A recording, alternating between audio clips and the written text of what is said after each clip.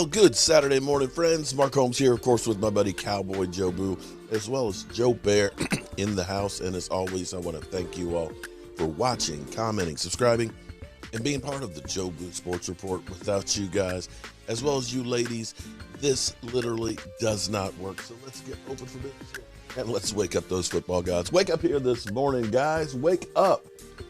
Does it feel like it seems like it's been like a whole off season since the Cowboys have played? It's only been 2 weeks, but my God, it just seems like forever. And of course, we've been dealing with my quarterback, Dak Prescott, on whether or not should he play or should he not. And we will find out later on this afternoon. There's no early word of, what's going on with the calf and stuff. Basically, here's the scenario of what's taking place. From the time he hurt it at the end of the game, he's been getting treatment. Didn't go away for Halloween to, Cabo or New York or anything like that. He stayed around at the Star getting treatment every single day at his house, at the Star, getting it worked up. We started practice on Wednesday. We talking about practice. Not a game. We talking about practice. In which case, Cooper Rush had all of the first team reps on Wednesday and Thursday. Now, the way the Dallas Cowboys basically do it, actually, you really look at this and say, there's really only 2 full practices during the week, and that's Wednesday and Thursday. Friday is a walkthrough. So technically, it's not really like a practice, as well as today is another walkthrough. Now, Dak Prescott ended up doing individual drills and doing a little bit of work in practice on Wednesday and Thursday. Friday was sore, being yesterday. Today will be the real test of how is it really responding, and they'll make a final decision on whether or not he plays. Now, here's what I'm hearing through the grapevine. I heard it through the grapevine. Or you could say,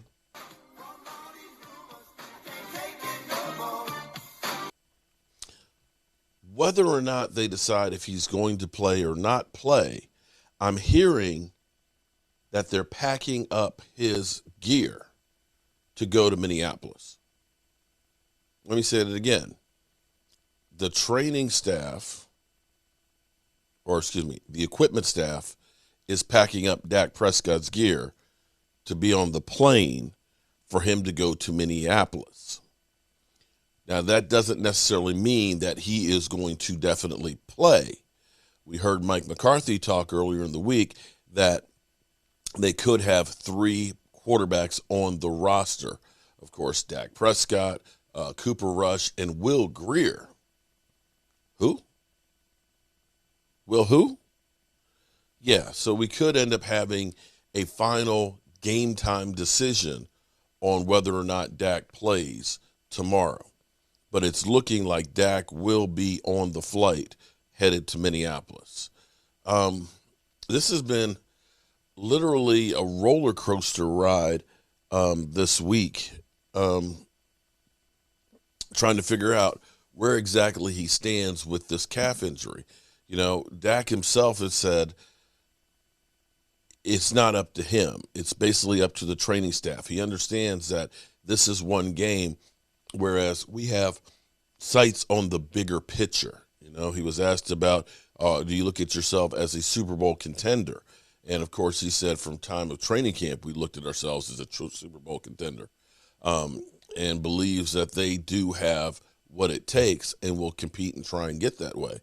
Some people will go ahead and say, oh, man, how could you think? Listen, I believe in the word of positivity. I try and live my life being positive.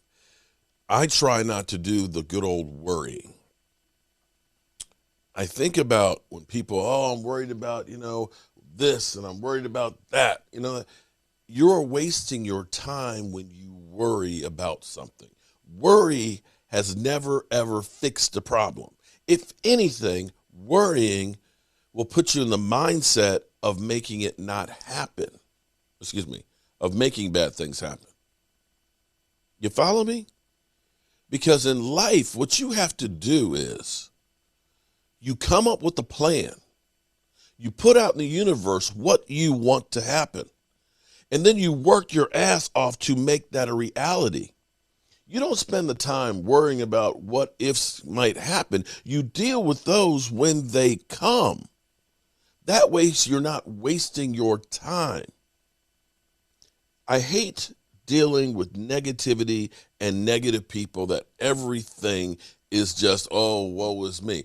I've got people who come in, and I've got nothing against you personally, but at the drop of a hat, you're always ready to throw in the towel and just say, it's done, it's over. We got no chance against Minnesota. We're going to, what? You know what? Don't destroy my buzz. I'm going to enjoy watching the game, not knowing what the outcome is. And if we lose, hey, I'll be sad and I'll be upset. But I'm thankful that I got to watch the game. I'm thankful that we had the opportunity. And if we lose, then what we have to do come Monday is reevaluate. Why did we lose? What can we do to fix this situation? And go on from there. That's all you can do. Interesting thing. This goes back to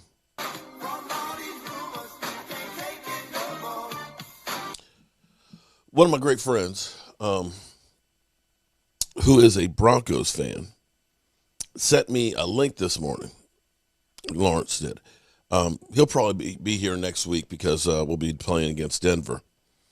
And this is an article. The dream trade proposal sends Broncos linebacker Von Miller to Dallas Cowboys for draft picks.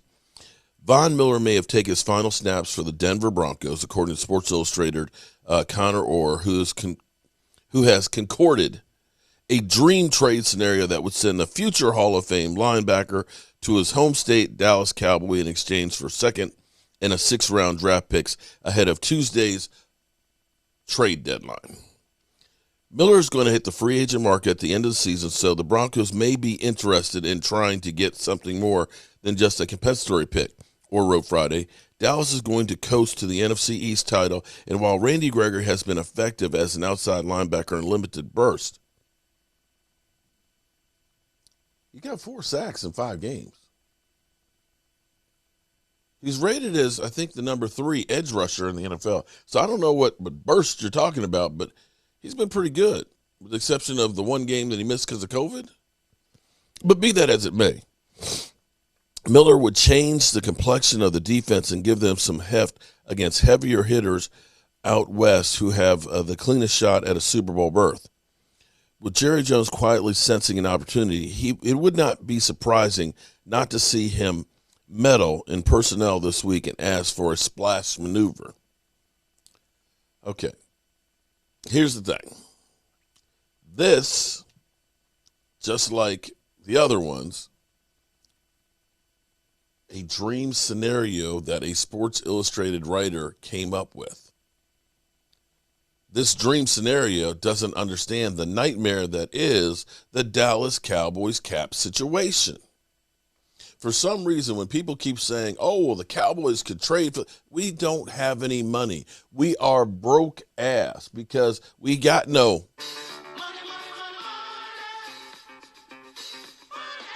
We got $4 million in cap room.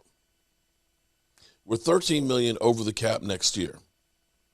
We got guys like Michael Gallup and Connor Williams and Randy Gregory and Brent Urban and Malik Hooker and Keanu Neal, Vander Esch. We have a boatload of free agents that are sitting here that if we don't sign, we have to find others that we can afford to sign. It's not going to happen. It's great to talk about, and it goes back to how I say fantasy football has ruined realistic football. Because the first thing is, because of fantasy football, where you could say, we're just going to go ahead and trade for, another quarterback because Carson Wentz is ass and end up getting, 50 points. The real world doesn't work that way. There are problems with trying to trade for somebody, a 6th and a 2nd. Okay, that's doable. But for an aging player who's had an injury history now the last couple of years, who is very, very expensive, coming in the middle of your season, having to pick up what you're doing, that's now going to slow down the development of some of the younger guys that you're trying to go ahead and use. So are you going to bench Randy Gregory? Are you going to sit Micah Parsons? What are you going to do with DeMarcus Lawrence when he comes back?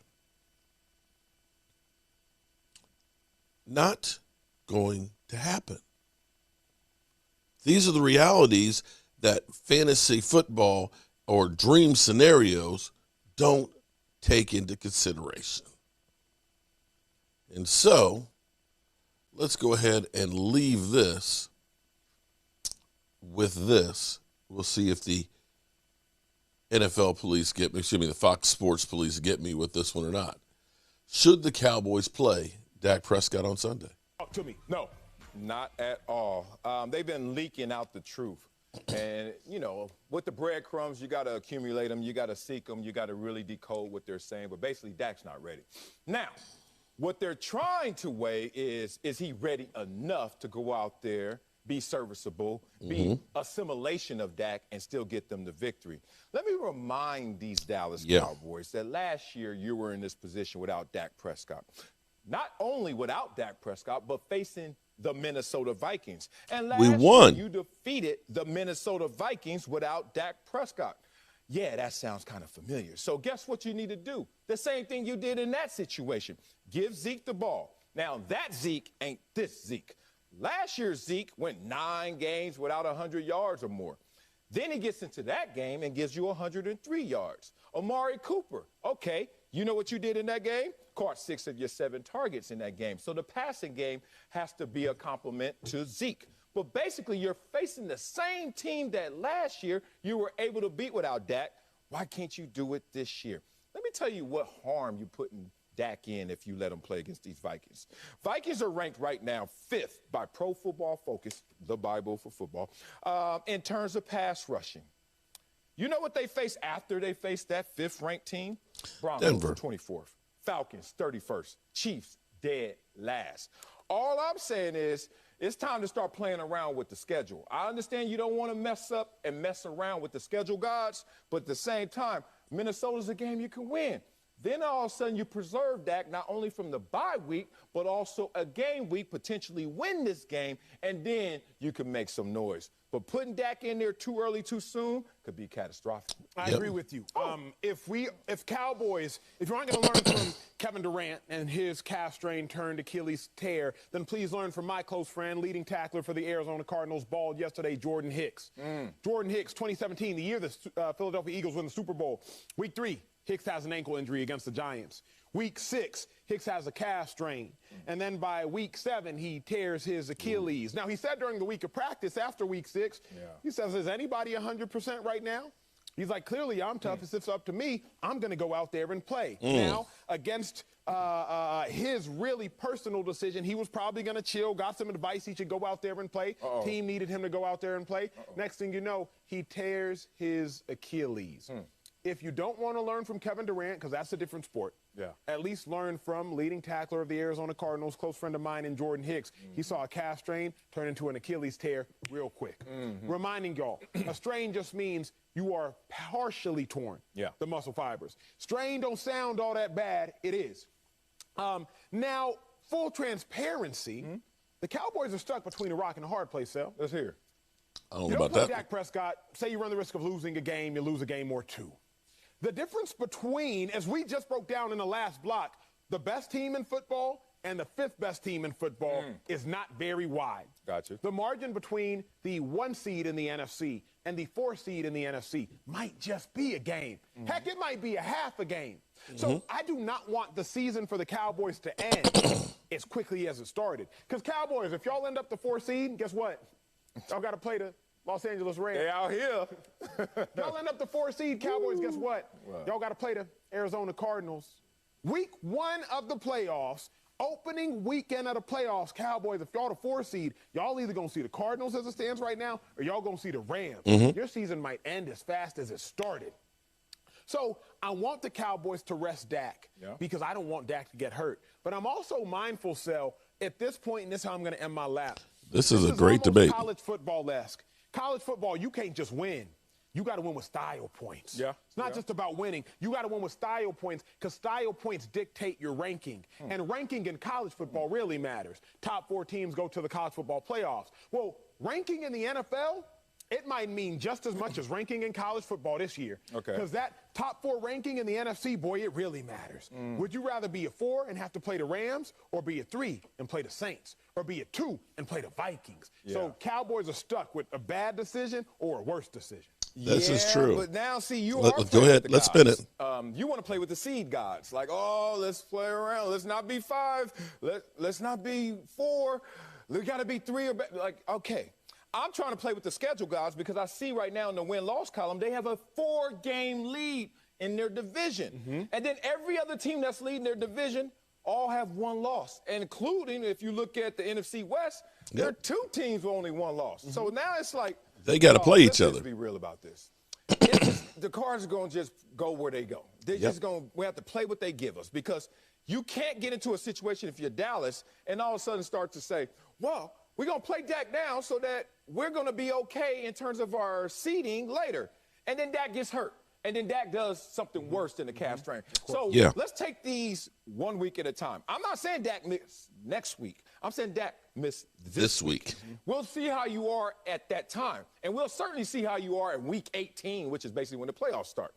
But right now, if you're the Dallas Cowboys, I tore my Achilles. Now, I tore my Achilles post-retirement. So it's not as applicable, but I did have warning signs. And then I'm out there working out, doing too much.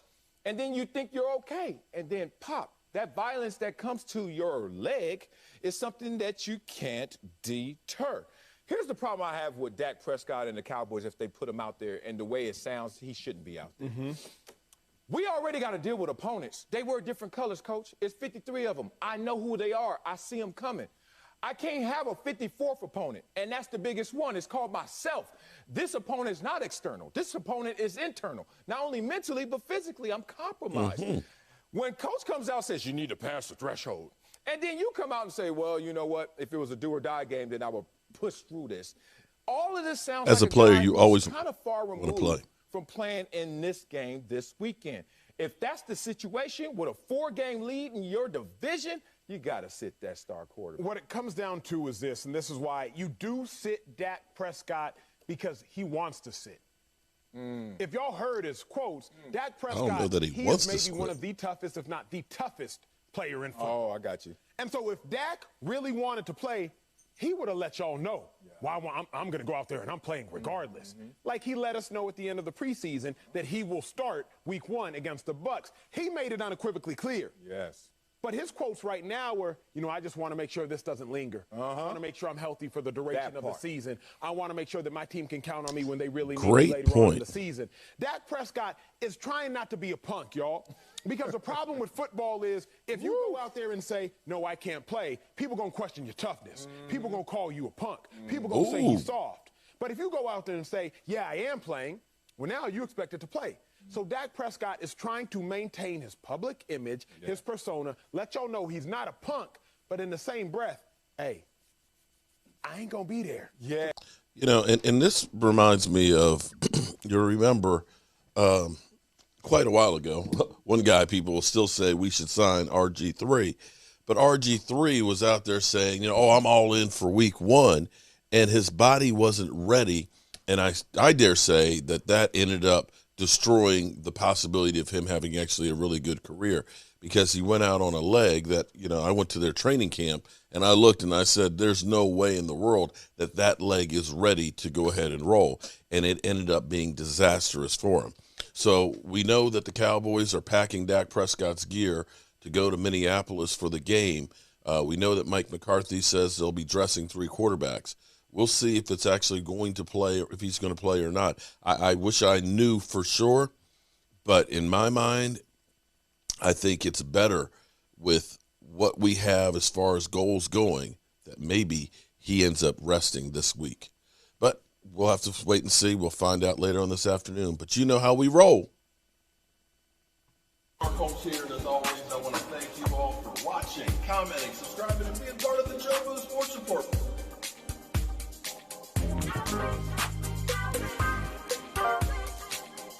You did one hell of a job. And the only thing else I got to say is, how about them Cowboys? I'll see y'all later.